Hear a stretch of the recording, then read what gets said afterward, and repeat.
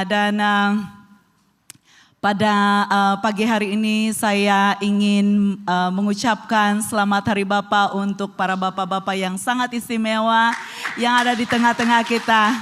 Ya, bahkan yang akan bakal menjadi bapak juga. Ada harapan. Oke.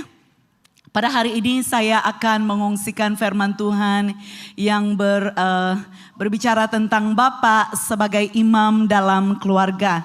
Ataupun Bapak yang diamanahkan oleh Tuhan sebagai ketua di dalam sebuah keluarga. Dan sebelum itu mari kita berdoa. Haleluya Tuhan, terima kasih untuk kesempatan di mana kami dapat Bapa Surgawi memberi persembahan di hadapan-Mu pada pagi hari ini.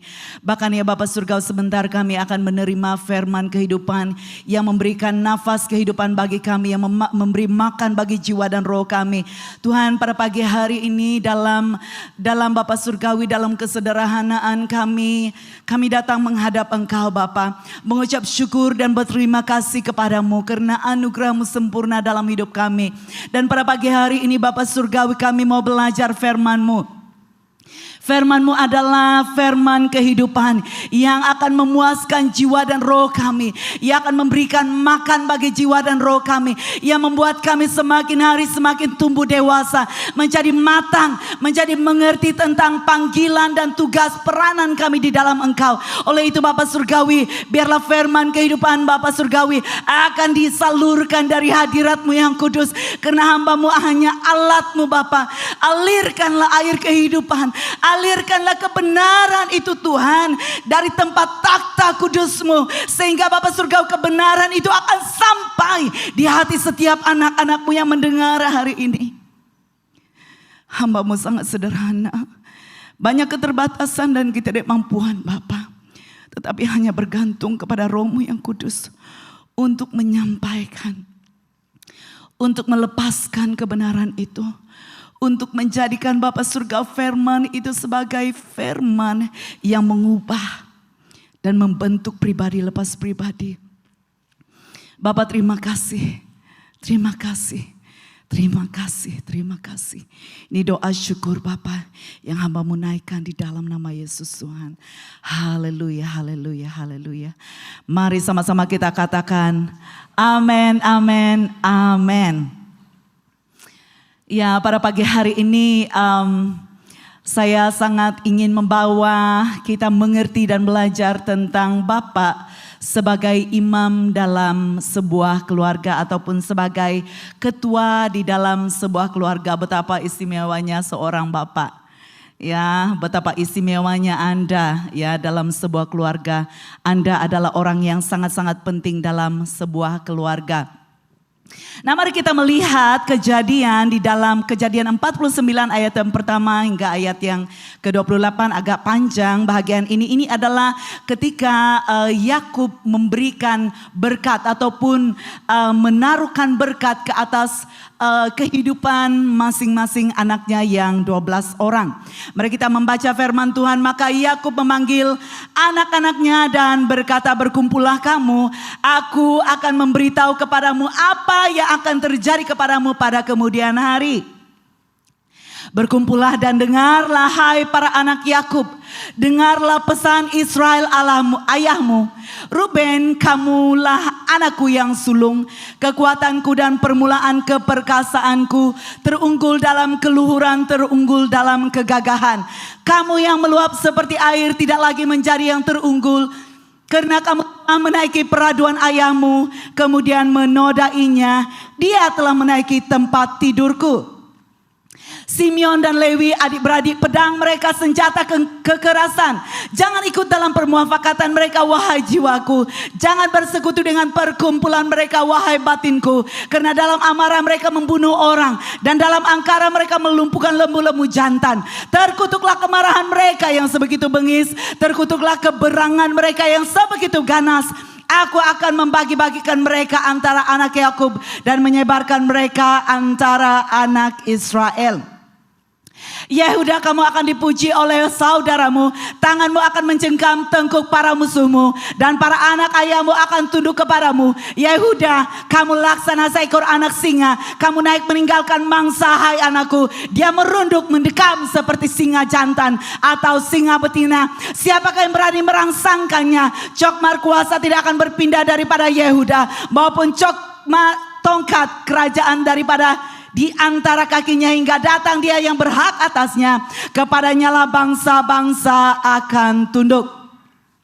Ayat yang ke-11, dia menambatkan anak keldainya pada pokok anggur dan keldai jantan mudanya pada pokok anggur pilihan. Dia membasuh pakaiannya dengan air anggur dan jubahnya dengan cairan buah anggur. Merahlah matanya karena air anggur dan putihlah giginya karena susu. Zebulon akan mendiami kawasan di tepi laut dan akan menjadi pelabuhan bagi kapal-kapal, dan perbatasannya akan sampai ke Sidon. Isyakar bagai seekor keldai yang tegap, merunduk di antara dua kantong pelana. Apabila dia terlihat tempat rehat yang baik dan sebuah negeri yang menyenangkan, dia akan membongkokkan bahunya untuk memikul beban, lalu menjadi buruh paksa. Dan akan mewakili bangsanya sebagai salah satu suku Israel. Semoga Dan menjadi seperti ular di tepi jalan, seperti ular bertanduk di sisi lorong yang memagut tumit kuda, sehingga penunggangnya jatuh tertelentang. Aku menantikan pembebasan daripadamu ya Allah. Gad akan diserang oleh gerombolan penjara, tetapi dia akan menyerang tumit mereka. Asher makanannya mewah dan berlimpah ruah. Dia akan menyajikan santapan nikmat kepada para raja. Naftali bagaikan seekor rusa betina yang terlepas, indah-indah ucapan yang dikeluarkannya. Yusuf bagai cabang yang syarat berbuah, cabang syarat berbuah dekat mata air yang ranting-rantingnya berjulai melintasi tembok. Para pemanah memberikan kesusahan kepadanya, memanahnya dan menganiayainya. Namun demikian busurnya tetap tegap bertahan, dan lengan kedua-dua belah tangannya tetap mahir membidik. Dengan tangan yang maha perkasa Allah Yakub, karena sang gembala batu pejal Israel, karena Allah ayahmu yang akan menolong kamu, dan karena yang maha kuasa yang akan memberkatimu dengan berkat daripada langit di atas, dengan berkat daripada samudra yang terhampar di bawah, dan berkat daripada payudara dan rahim. Berkat Allah ayahmu melebihi berkat nenek moyangku, mengatasi batas bukit-bukit yang malar hidup. Kesemuanya akan turun ke atas kepala Yusuf, ke atas ubun-ubun orang yang teristimewa antara saudaranya. Ayat yang kedua terakhir, Benjamin bagai seekor serigala yang rakus. Pada pagi hari dia memakan mangsanya, dan pada petang hari dia membagi-bagikan hasil penjarahannya. Yakub meninggal dan dimakamkan. Itulah kesemua suku Israel, jumlahnya 12. Dan itulah yang dikatakan ayah mereka kepada mereka ketika dia mendoakan keberkatan bagi mereka, yaitu berkat yang khusus dan sewajarnya bagi setiap orang. Ya saudara, inilah firman Tuhan berkaitan dengan berkat, ya, pemberian berkat. Nah, saya ingin menceritakan suatu peristiwa yang pernah terjadi kepada saya. Ya, dan pada suatu waktu ketika kami sekeluarga mengambil waktu bercuti selama setahun, pada waktu itu saya sangat struggle. Ya, pada waktu itu kami sangat struggle karena dari segi keuangan kami sangat tidak ada income ya selama setahun. Tetapi dalam waktu yang sama Tuhan melakukan terlalu banyak keajaiban.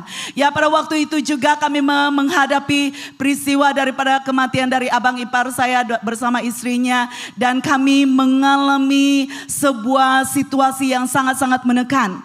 Ya, pada ketika itu saya berkata, Tuhan, apa yang harus saya lakukan? Saya tidak tahu apa yang harus saya lakukan. Nah, pada waktu itu saya pergi mencari rumah doa, dan di tempat itu saya mendapat jawaban bahwa kamu harus berpuasa 40 hari. Pada waktu itu saya berkeputusan untuk mengambil puasa 40 hari, walaupun itu sesuatu yang sangat sukar saya lakukan dan tidak pernah saya kerjakan.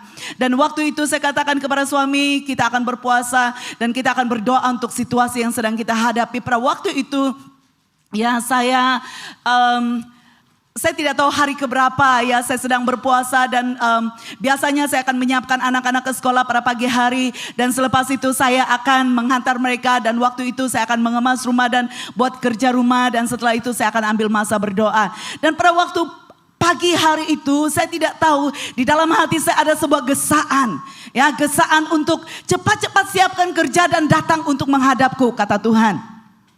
Waktu itu saya terheran-heran, kenapa, apa yang akan terjadi hari ini. Dan saya cepat-cepat kerjakan dan siapkan semuanya. Dan saya masuk ke bilik dan seperti biasa saya akan duduk, saya akan berdoa dan menyembah Tuhan. Pada waktu saya sedang berdoa dan menyembah Tuhan, inilah berkat yang Tuhan berikan kepada kami sekeluarga. Ya, berkat yang terkandung di dalam 49, Kejadian 49 ayat yang ke-22. Waktu itu saya menangis dan menangis. Ada beberapa mimpi dan berbagai persoalan-persoalan yang selama ini saya gumuli dan Tuhan jawab. Pada ketika itu Tuhan berikan berkat ini secara khusus kepada kami sekeluarga. Dan ini sesuatu yang sangat istimewa bagi saya, ayat firman ini. Ya, tidak secara direct saya menerima itu dari Bapak saya, tetapi saya menerima itu dari Bapak di surga. Ya, Bapak di surga. Nah, ketika saya mendapatkan ini, saya berpegang kepada firman ini dan ini sungguh-sungguh akan kita pelajari pada hari ini ya, bagaimana kita menerima berkat yang terbaik dari seorang Bapak. Baik itu Bapak secara jasmani, tetapi juga Bapak di surga. Ya, Bapak di surga. Nah, inilah yang menjadi bekal saya dan bekal kami sekeluarga hari ini, menjadi yang teristimewa. Ya, menjadi yang teristimewa. Nah, kita ini semua adalah anak-anak yang sangat dikasihi oleh Tuhan. Ya, kita ini adalah anak-anak yang terpilih. Ya, oleh itu kita belajar dari Bapa kita di surga agar ya kita mengerjakan dan melakukan tepat seperti yang firman Tuhan katakan tentang apa yang Dia ingin kita menjadi. Ya. Nah, mari kita belajar sedikit ya tentang peranan imam di dalam bait Allah. Ya, karena kita mau merujuk kepada imam, ya Bapak sebagai imam, ya dan kita melihat peranan seorang imam di dalam bait Allah itu adalah melayani umat Tuhan sebagai mewakili Allah Tritunggal, menerima arahan, berbicara bagi pihak Tuhan dan melayani umat Tuhan. Itu adalah peranan seorang imam atau priest di dalam bait Tuhan, ya, ketika sedang menyelenggarakan ibadah. Nah, yang kedua itu adalah mempersembahkan korban persembahan tepat seperti yang dituntut sesuai dengan perjanjiannya dengan Allah yang disembahnya. Nah, ini adalah peranan seorang imam di dalam bait Tuhan ataupun di dalam rumah Tuhan pada perjanjian lama. Nah, kalau kita melihat ya di dalam Efesus 5 ayat yang ke-23 sampai ayat yang ke-24 berkata bahwa suami itu adalah gambaran imam atau ketua di dalam sebuah keluarga. Ya, dan itu adalah institusi kecil ataupun gereja kecil di dalam rumah masing-masing. Nah, suami, firman Tuhan berkata karena suami adalah kepala kepada istri sebagaimana Kristus kepala jemaah dan penyelamat tubuh itu. Oleh itu sebagaimana jemaah tunduk kepada Kristus, begitulah juga istri terhadap suaminya dalam segala hal. Nah, suami merupakan ketua di dalam sebuah institusi keluarga. Bukan istri dan bukan anak. Oke. Jadi ada di dalam banyak keluarga, banyak hal yang terjadi songsang. Apabila terjadi kesongsangan dalam keluarga, maka itu akan menimbulkan banyak masalah di dalam sebuah keluarga. Firman Tuhan jelas berkata bahwa suami itu adalah kepala.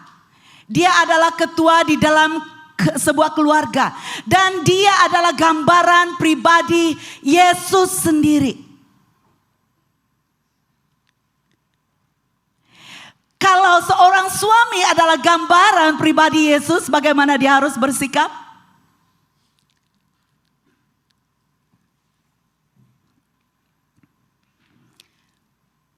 Banyak bapak-bapak yang mempunyai gambaran diri yang salah terhadap dirinya sehingga dia tidak mau mengambil tanggung jawab seorang bapak. Dia menyerahkan itu kepada istri dan membiarkan anak-anak membuat keputusan. Itu sesuatu yang melanggar firman Tuhan.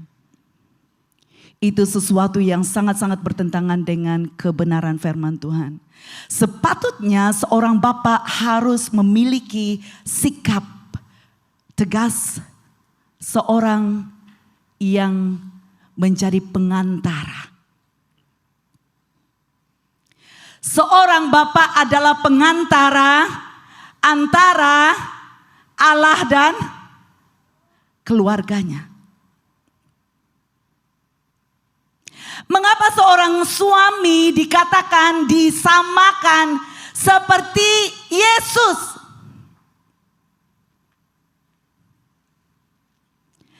Karena suami mempunyai peranan yang sangat-sangat istimewa.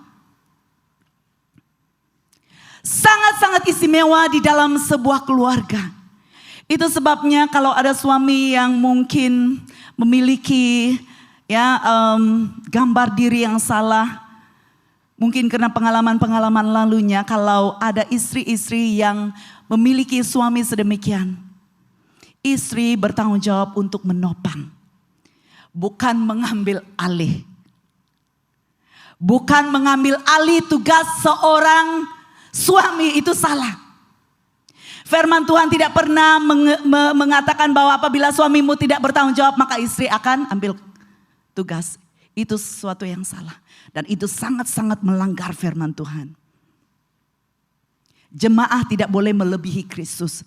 Kristus harus ada di kedudukan yang teratas. Ya, setelah itu barulah jemaah. Seorang suami harus sadar tentang kedudukan dan keistimewaan dan tanggung jawabmu dalam sebuah keluarga. Apa yang akan terjadi dalam sebuah keluarga itu tergantung kepada seorang bapak. Oleh itu seorang bapak sangat-sangat penting. Ya, sangat-sangat penting. Kedudukanmu dalam keluarga itu sangat penting. Engkau harus menghargai tugas dan peranan yang Tuhan percayakan dalam hidupmu. Supaya engkau tahu bagaimana menentukan hala tuju perjalanan dan masa depan keluargamu. Ya, bagi anak-anak muda, sebuah pesan bagi kamu sebelum kamu menikah. Ya, sebelum kamu menikah, belajar tunduk kepada bapakmu. Mungkin engkau berkata bahwa bapak saya bukanlah orang yang rohani. Bapak saya seorang yang sangat lemah, tidak bertanggung jawab. Seorang yang tidak memperhatikan, yang tidak memenuhi keperluan kami sekeluarga. Tetapi firman Tuhan jelas berkata bahwa hormatilah apa? Orang tuamu. Itu straightforward. Tidak ada kata tapi, jika dan sebagainya. Itu adalah perkataan yang straightforward, hormatilah. Siapapun dia, apapun kedudukannya. Dan firman Tuhan di sini jelas berkata kepada istri-istri juga, kepada saya, kepada kita sebagai istri. Firman Tuhan berkata, oleh itu sebagaimana jemaat tunduk kepada Kristus, begitulah juga istri terhadap suaminya dalam segala hal.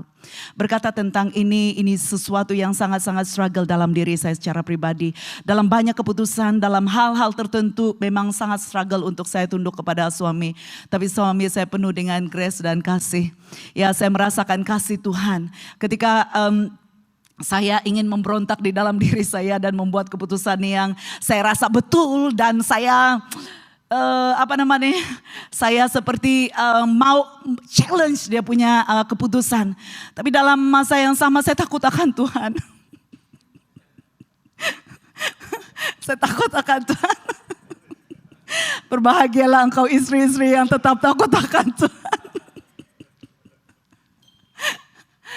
Ya, karena saya tahu setiap keputusan yang saya lakukan di luar daripada blessing suami saya tidak akan diberkati. Saya tidak akan diberkati.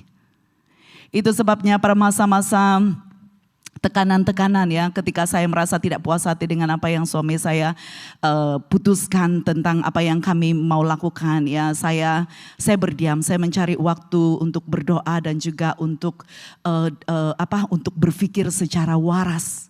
Ya, bagaimana keputusan dan apa yang harus dilakukan, dan seringkali kami juga bekerja sama untuk memperbaiki hal-hal yang menjadi yang tidak connect antara kami ya. Dan saya bersyukur karena punya suami yang sangat penuh kasih karunia.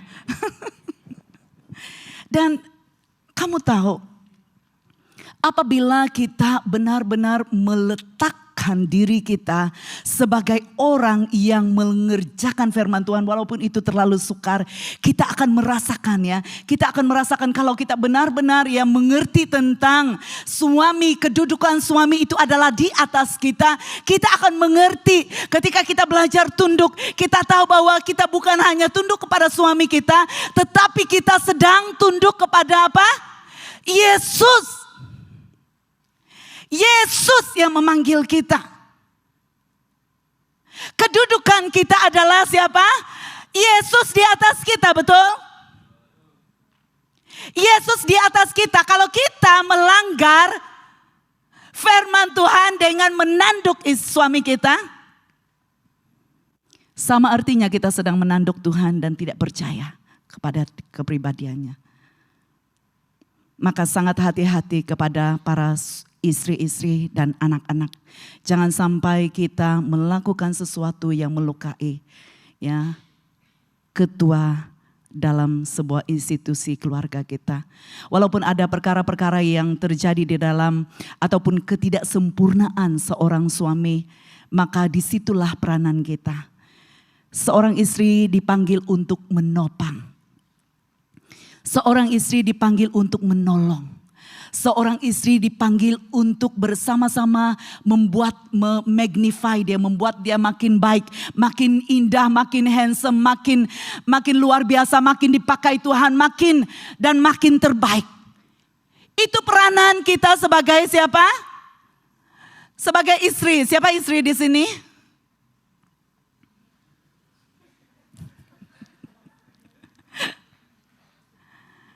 Ya, tetapi suami-suami jangan lupa bahwa kamu punya tanggung jawab untuk mengasihi kami ya. Oke, dan sangat ajaib kalau kita mengerjakan firman Tuhan dan mengetahui peranan ini. Ini sangat luar biasa. Ini sangat-sangat luar biasa. Anak-anak muda belajar mengasihi. Supaya ketika engkau menjadi suami, engkau tahu bagaimana menghargai istrimu. Di dalam Ibrani 7 ayat 26 berkata, demikianlah imam besar yang sesuai bagi kita. Dia suci, tidak bercela, tidak tercemar, terasing daripada orang berdosa, dan telah dijadikan lebih tinggi daripada isi sorga. Itu adalah pribadi Yesus sendiri. Dia adalah imam besar kita. Dan firman Tuhan berkata suami itu disamakan dengan apa?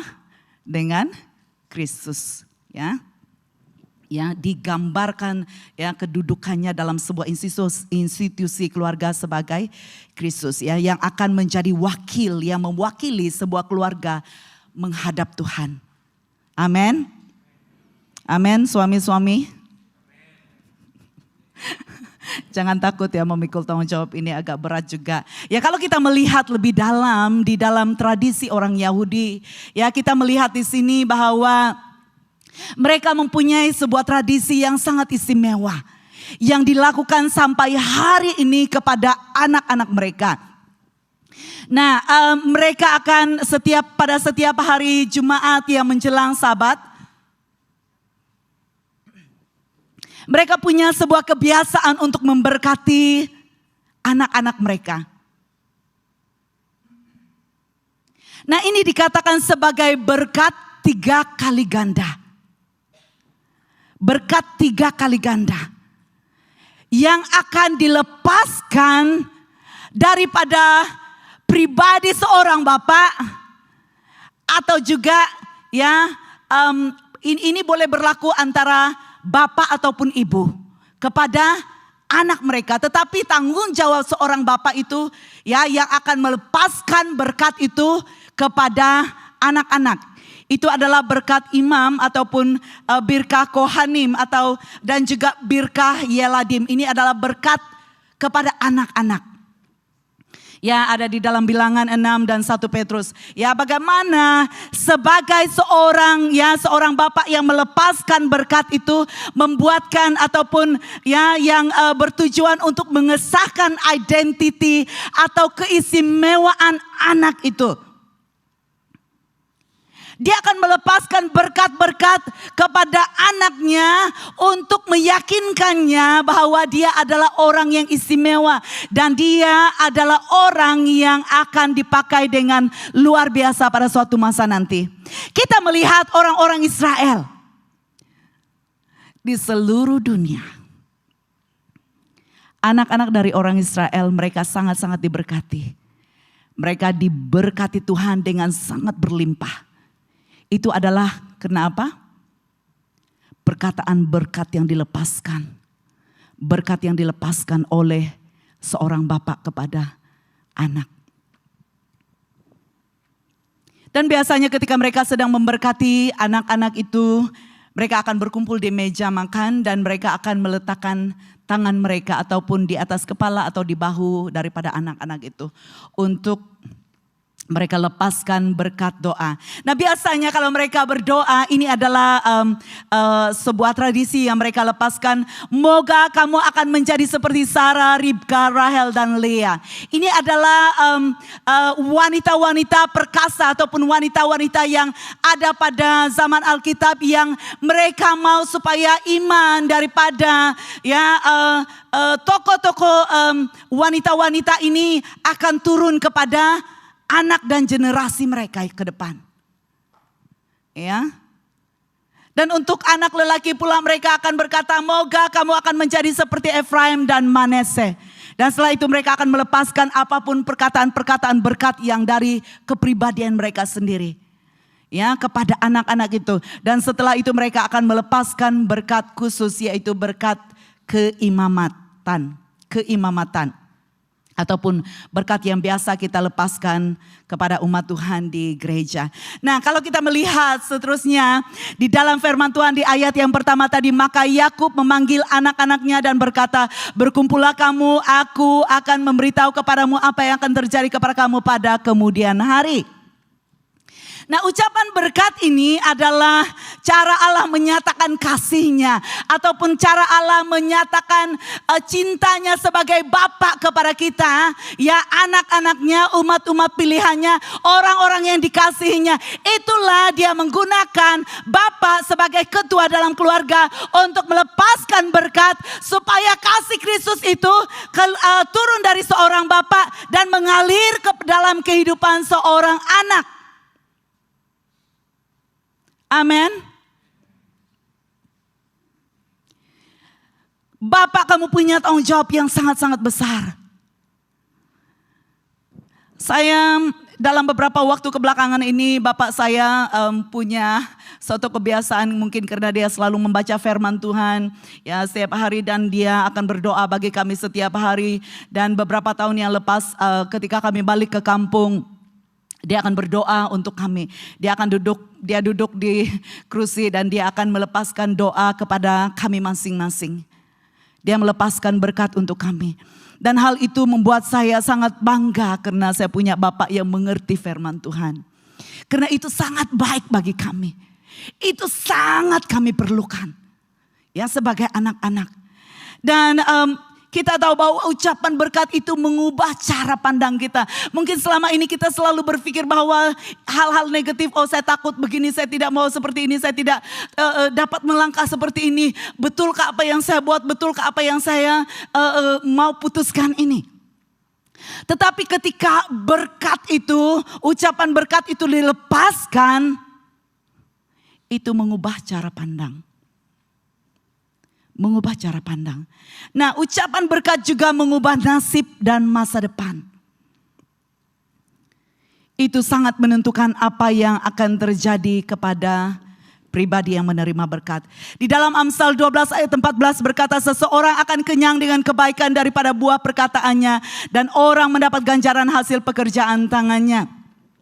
Ya, seseorang akan kenyang dengan kebaikan daripada buah perkataannya. Banyak keluarga ya yang menginginkan anak-anaknya berhasil dalam hidup. Tetapi ketika anaknya melakukan kejahatan dan melakukan itu ini yang tidak menyenangkan hatinya, apa yang keluar dari mulut? Kutukan. Kutukan. Dan itu tidak baik untuk anak itu. Karena Tuhan memberikan otoriti kepada seorang bapak untuk melepaskan berkat. Tetapi kenyataannya ada anak-anak yang memang sangat-sangat, apa perkataan yang tepat, ya, yang melukakan hati orang tuanya sehingga secara tidak sengaja dilepaskan. Dan itu sangat bahaya. Ya, kita melihat bahwa pada zaman Alkitab, doa berkat daripada Bapa adalah sangat penting. Itu adalah umpama, ya, umpama harta yang dia kumpulkan selama ini. Baik itu harta rohani, baik itu harta jasmani yang dia kumpulkan selama ini. Dia ingin pass down. Dia ingin berikan. Dia ingin lepaskan. Dia ingin turunkan kepada generasinya.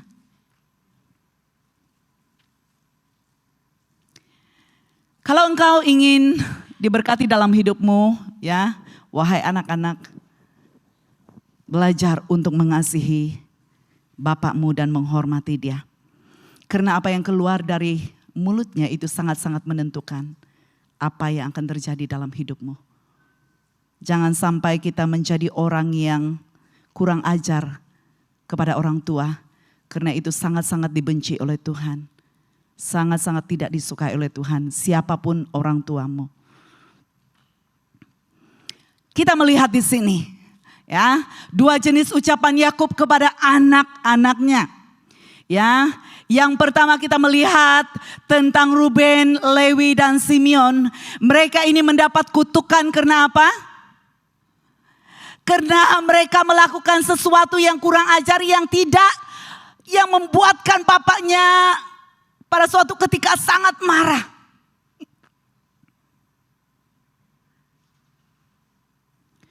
Dan itu dilepaskan untuk dia dan generasinya. Betapa itu sangat menyakitkan. Nah, tetapi kepada Yehuda, Zebulun, Isakar, dan Gad, Asher, Naftali, Yusuf, dan Benjamin dilepaskan berkat kepada mereka dan generasinya. Mengapa kutukan sampai kepada 3 orang bersama dengan generasi mereka ini? Karena kejahatan yang mereka lakukan. Karena kesalahan yang mereka lakukan. Seorang bapak tahu, kenal benar dengan anak-anaknya. Ya, oleh itu sebagai anak, belajar untuk mengasihi, menghormati para bapakmu. Dan kita tahu bahwa ucapan ini menentukan apa yang akan terjadi di masa depan bagi generasi mereka. Dan berkat ini kalau dilepaskan kepada anak-anak, ianya akan membawa banyak keuntungan, banyak kebaikan kepada pribadi yang menerima dan juga kepada generasinya. Ya, sebaliknya ucapan kutukan itu adalah membuat orang itu hidup di dalam keadaan yang sangat-sangat susah. Dia harus bekerja. Banyak orang berkata, saya buat ini tidak berhasil, saya buat ini tidak ngam. Dan dia berpindah randa, dia mencari yang tempat yang dia rasa memuaskan hatinya. Kalau engkau mengalami hal yang seperti itu, sekali lagi, lihat apa yang telah engkau lakukan kepada orang tuamu. Selidiki sikapmu terhadap orang tuamu. Selidiki tindakanmu, selidiki reaksimu terhadap orang tuamu. Mungkin tanpa sadar engkau telah dikutuk karena perbuatan-perbuatan yang salah engkau lakukan kepada mereka. Mungkin karena sikapmu yang melawan mereka membuatkan mereka tanpa sengaja melepaskan kata-kata kutukan terhadap hidupmu. Sedari bahwa engkau harus mematahkan kutuk itu dengan usaha yang keras. Ya, usaha yang gigih. Selain itu, bagaimana mematahkan kutukan ini adalah dengan bertobat dan melakukan sungguh-sungguh perintah Tuhan. Hanya itu yang dapat membatalkan semua bentuk kutukan yang dilepaskan terhadap hidupmu. Engkau akan mengalami banyak penderitaan. Engkau akan mengalami banyak masalah dan situasi yang menyakitkan. Karena itu akibat daripada perbuatanmu dan perkataan yang dilepaskan orang tuamu terhadapmu. Oleh itu, sangat hati-hati kita sebagai orang tua ketika kita mau melepaskan sesuatu perkataan kepada anak kita. Itu sangat menentukan apa yang akan terjadi dalam hidup mereka di kemudian hari. Nah, saya ingin kita melihat di sini reaksi penerima berkat. Ya, berkat ini adalah berkat yang terbaik yang dilepaskan oleh orang tua. Ada dua reaksi yang saya mau kita belajar dari sesi ini ya. Nah, kita belajar tentang Yakub sendiri, ya. Memang dari awal dia telah diberikan ataupun telah dinyatakan oleh firman Tuhan, ya, sejak dalam kandungan lagi dia adalah yang terutama. Nah, mungkin pada ketika dia dilahirkan dan dia bertumbuh dewasa, dia mulai mendengar dari ibunya, ya, walaupun bapaknya seorang yang lebih kasih kepada abangnya Esau. Tetapi apa yang dilakukan oleh Yakub? Yakub berusaha mengejar dan mengejar. Dan untuk mendapatkan berkat yang sebenarnya diberikan peruntukan kepada abangnya Esau, apa yang dia lakukan? Dia berusaha untuk mengambil hati bapaknya. Dengan memasak makanan yang sedap yang diminta oleh bapaknya. Saudara yang dikasihi oleh Tuhan, pengalaman kami juga bersama dengan bapak kami pada waktu saya masih kecil. Bapak saya seorang yang tidak ke gereja dan hidup dengan sangat-sangat tidak menyenangkan hati ibu dan juga kami adik-beradik. Ya, sampai suatu masa saya melihat bapak saya lebih menyayangi ayam-ayamnya, ya, karena dia suka bersabung. Ya, dan saya merasa sangat sangat tidak dikasihi. Ya, dan pada waktu itu ya, saya melihat bagaimana kami adik-beradik, ya, berusaha untuk support bapak kami. Walaupun pada waktu itu dia tidak seperti yang kami inginkan. Ya, bersama dengan ibu kami berusaha untuk support, mendoakan dia, menyayangi dia, menerima dia. Ya, walaupun ada perkataan-perkataan yang menyakitkan, tetapi kami berusaha untuk menghormati dan menyayangi dia. Sampai pada suatu ketika bapak saya dijamah oleh Tuhan dan diubahkan. Dan pada waktu itu saya melihat atmosfer dalam keluarga kami itu berubah dengan sangat-sangat drastik. Dengan sangat-sangat drastik. Ya, bagaimana kehidupan daripada alih-alih keluarga kami yang tidak mengenal Tuhan, tetapi oleh karena doa berkat dari seorang bapak itu. Dan kami juga punya bahagian di dalam menerima berkat itu. Ya, kita sebagai anak Tuhan punya bahagian, harus punya respon yang benar juga terhadap orang tua kita. Supaya kita mendapat apa yang sepatutnya kita perolehi. Ya. Dan di sini berkata bahwa Yakub itu berusaha mengejar dan menginginkan itu dengan sungguh-sungguh. Nah, apa yang terjadi kepada Esau pula adalah dia meremehkan berkat dan menganggapnya tidak begitu penting. Sepatutnya berkat itu harus diberikan kepada anak sulung. Karena tradisi orang Israel, anak sulunglah yang akan menerima berkat, dan itu adalah firman Tuhan pada zaman perjanjian lama, dan itu adalah bahagian mereka untuk diberikan khusus kepada anak sulung. ya kepada anak sulung. Tetapi apa yang dilakukan oleh Esau? Sepatutnya dia harus menghargai dan berusaha seperti Yakub mengejar berkat itu. Berusaha untuk menghormati, menyayangi kedua ibu bapanya dan juga menjaga agar dia menerima itu dalam hidupnya. Tetapi dia menganggap itu sangat tidak penting, maka dia tidak memperdulikan. Walaupun pada akhirnya dia sangat sakit hati kepada adiknya karena telah mengambil apa yang menjadi bahagianya. Itu adalah karena kelalaiannya. Anak-anak yang dikasihi oleh Tuhan, khususnya bagi anak sulung, ya.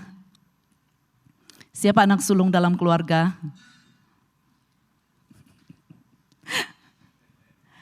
Sepatutnya berkat istimewa harus diperuntukkan kepada anak sulung.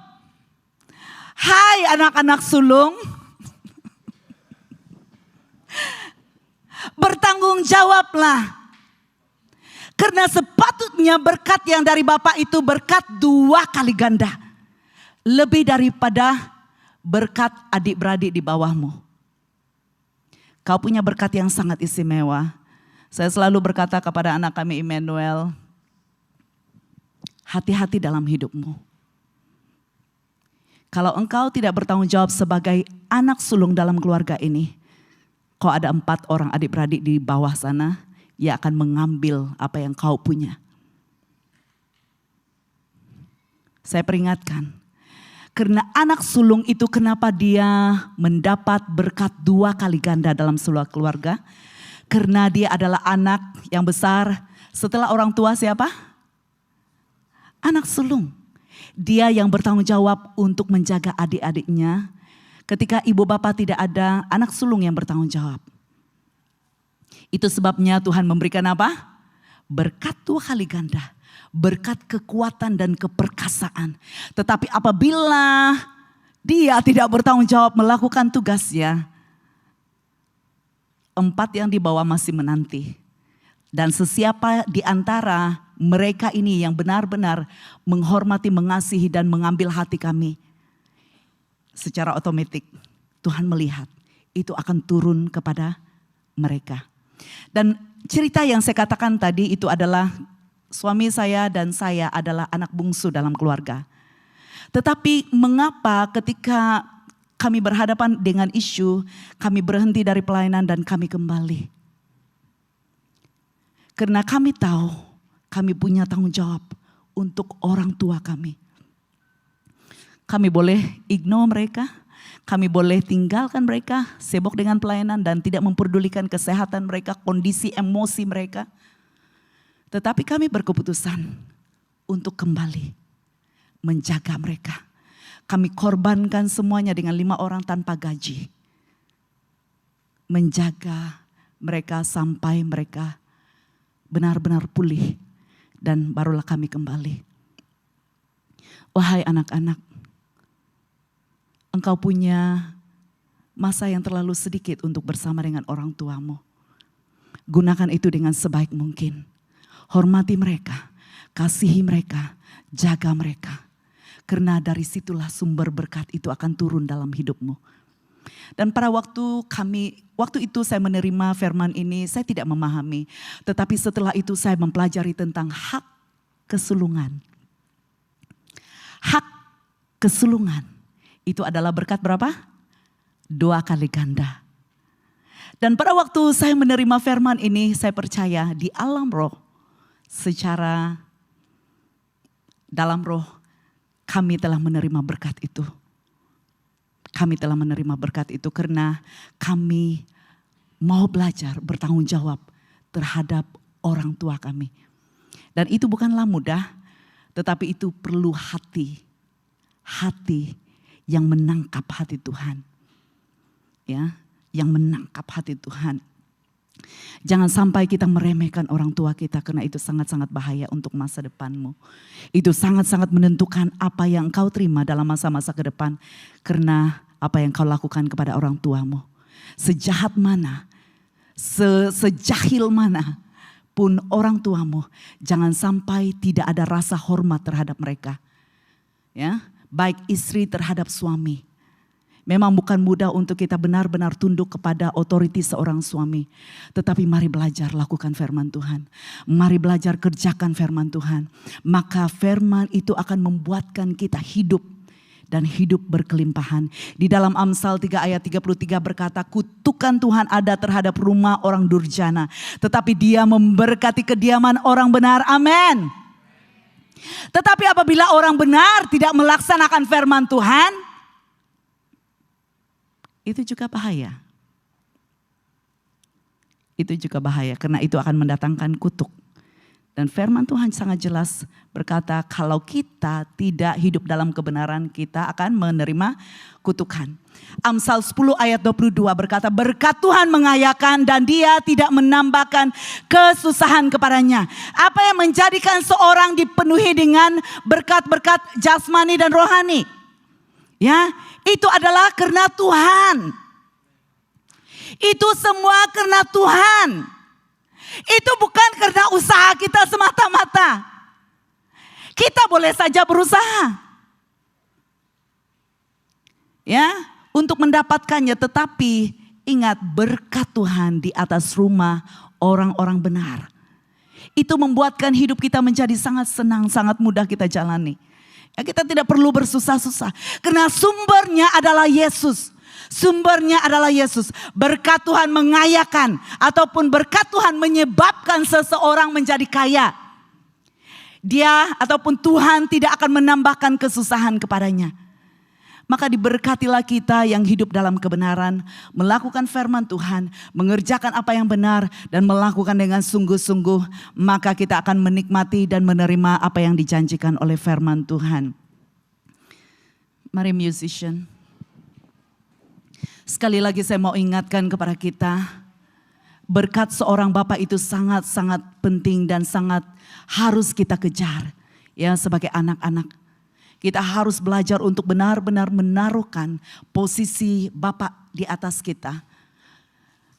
Mungkin ada bapak-bapak yang tidak begitu ya cergas ketika kita mengungkapkan masalah-masalah kepada mereka. Mungkin ada rasa kita menganggap mereka rendah karena mereka tidak terlalu bijak. Ya, seperti kita yang terdedah di bandar-bandar. Tetapi firman Tuhan sangat tegas berkata, hormati orang tua. Hormati orang tua. Mari sama-sama kita berdiri.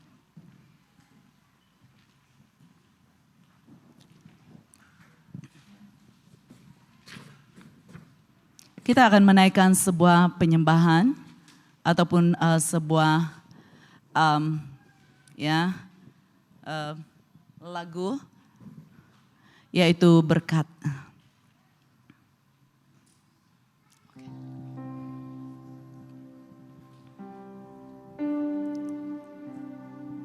Haleluya.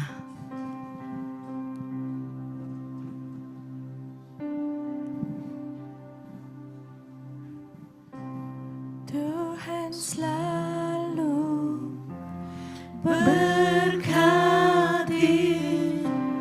wajahnya menyinarimu, dengan kasih kurnia memandangmu.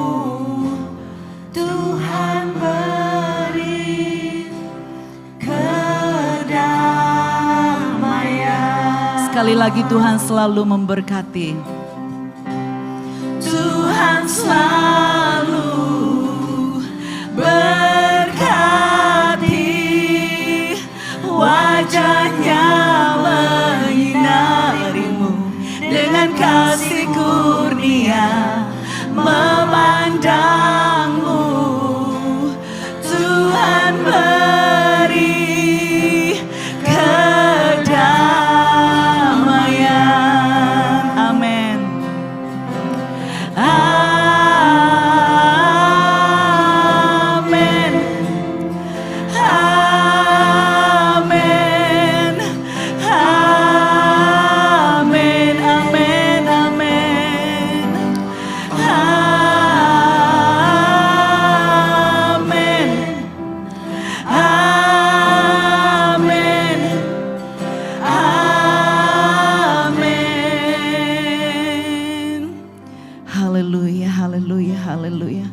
Mari kita angkat tangan kita bersama-sama.